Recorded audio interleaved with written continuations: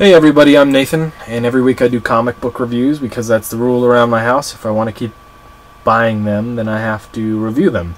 This is going to be the review of Captain America and Bucky number 621.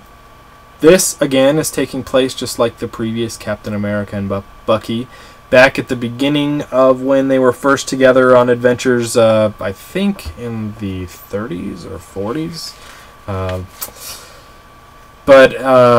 So it's pretty interesting. It shows an adventure that Cap and Bucky went on, and then it showed how that is actually being portrayed in the media. And when Cap and Bucky are watching it in the theater, and Bucky gets really upset about the way he's portrayed, which is pretty funny because he thinks he's such a grown-up, and he's really just a kid. And then there's this really interesting kind of side note where they have to go to this fair to get information from their contact over there about some Nazi stuff that's going on.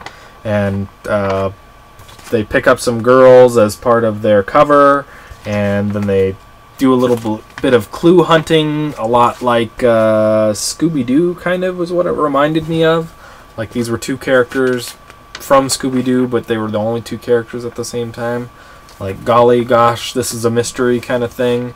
And then a dude gets stabbed, and they're going to gas a bunch of people with the train, so Cap and Bucky have to get on the train and try to stop the train from gassing a bunch of people. And then Bucky ends up killing somebody, or killing the first dude that he's ever killed, by chunking him through the neck over here. And then he's all broken up about it.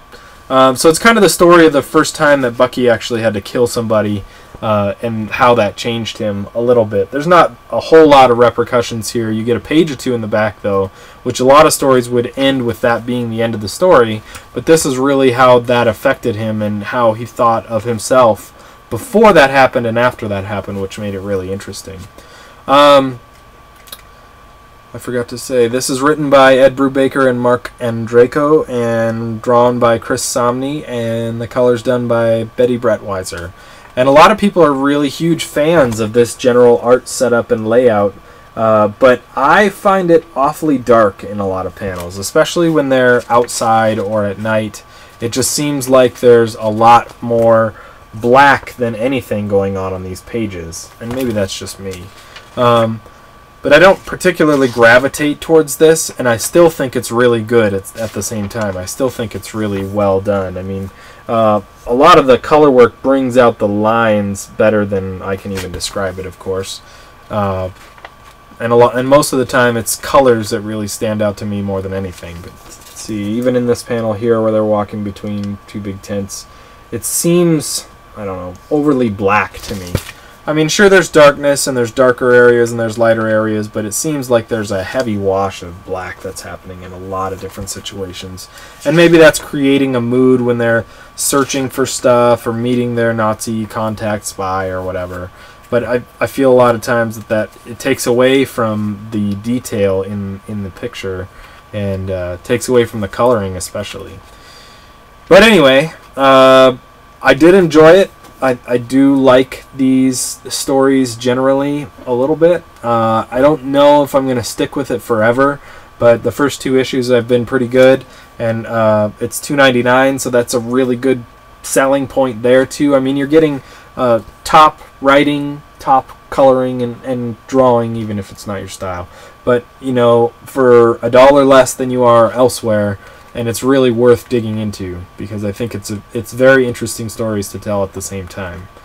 So I'm going to give this a 4 out of 5. I think I enjoyed it more than I really suspected I did, and I enjoyed it even more when I went back and reread it. So there you go. These issues are going to be really great to collect together and read them like 5 at a time at the end.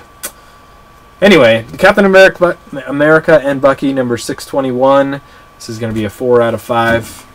And if you like that review and want to hear other reviews done by me, look for my reviews on iFanboy, Comic Vine, Marvel and DC databases, and of course YouTube.